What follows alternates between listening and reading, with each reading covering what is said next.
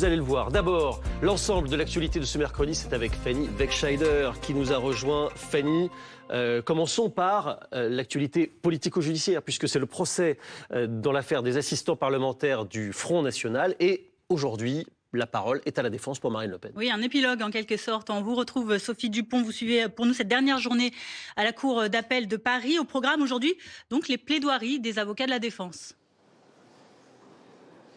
Oui, une semaine après les réquisitions, c'est au tour des deux avocats de Marine Le Pen d'entrer en scène pour ce qui pourrait être la plaidoirie de leur vie. Ils vont plaider 5 heures cet après-midi, 2h30 chacun, avec un objectif, et pas des moindres, permettre à leurs clientes tout simplement d'être candidates à la présidentielle. Pas de surprise attendue dans leur plaidoirie. Ils vont réclamer la relaxe, arguer de l'impossible détournement de fonds publics. Selon eux, cette infraction ne peut s'appliquer qu'à des agents nationaux et non à des eurodéputés. Les avocats de Marine Le Pen qui vont quand même demander à la Cour, si jamais elle entre en voie de condamnation, de prononcer une peine d'inéligibilité qui puisse permettre à Marine Le Pen de concourir en 2027 en insistant sur le caractère non intentionnel de l'infraction. Vous l'aurez compris, 5 heures qui vont sceller l'avenir politique de Marine Le Pen.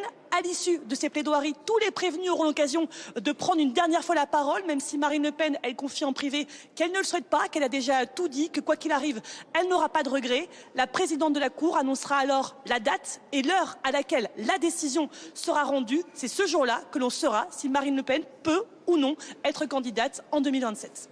Merci Sophie Dupont, en direct du Palais de Justice de Paris avec Thomas Loriot. Oui, évidemment, c'est une date qui sera à noter sur tous les agendas médiatiques, politiques, judiciaires, etc. Parce que les conséquences seront très, très importantes. Les suites du cambriolage du musée du Louvre maintenant, Fanny, avec des nouvelles de la fameuse couronne de l'impératrice Eugénie. Où en est-elle ? Ce trésor miraculeusement retrouvé après la fuite des voleurs, qui a été très endommagé, vous le savez.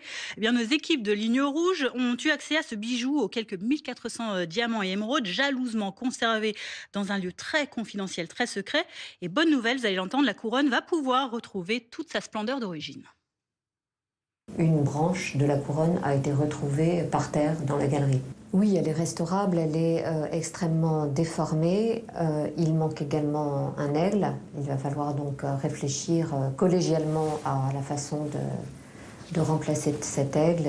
On surveille également ce matin, Fanny, l'évolution sur le front des intempéries, parce qu'une grande partie de l'ouest et du sud est en vigilance. Oui, la vigilance orange qui s'est largement dégradée. On était encore à 19 départements en début de matinée. Ce sont désormais 32 départements qui sont en vigilance orange pour vent violent, pour crue ou encore pour inondation. Puis inondation, vous voyez tous ces départements concernés sur cette carte qui vient tout juste d'être actualisée par Météo France.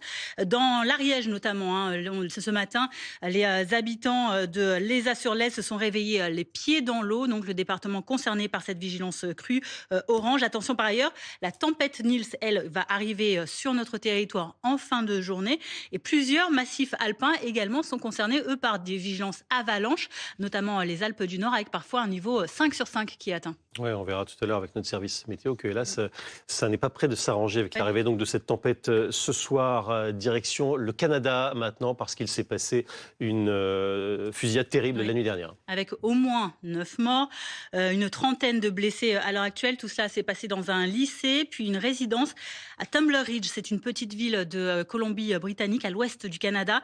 Le Premier ministre Mark Carney s'est dit bouleversé. Il a annoncé annuler un déplacement. L'assaillant présumé serait une femme, selon la presse canadienne. Elle a été retrouvée morte. Le bilan de la police, écoutez, reste encore très provisoire. Nous continuons de repérer d'autres victimes. Je ne peux pas vous dire si ce nombre va augmenter. La scène de crime était vraiment horrible. Il y a encore de nombreuses victimes prises en charge. Merci beaucoup Fanny, on vous retrouve tout à l'heure pour de nouvelles informations. On était au Canada, on va maintenant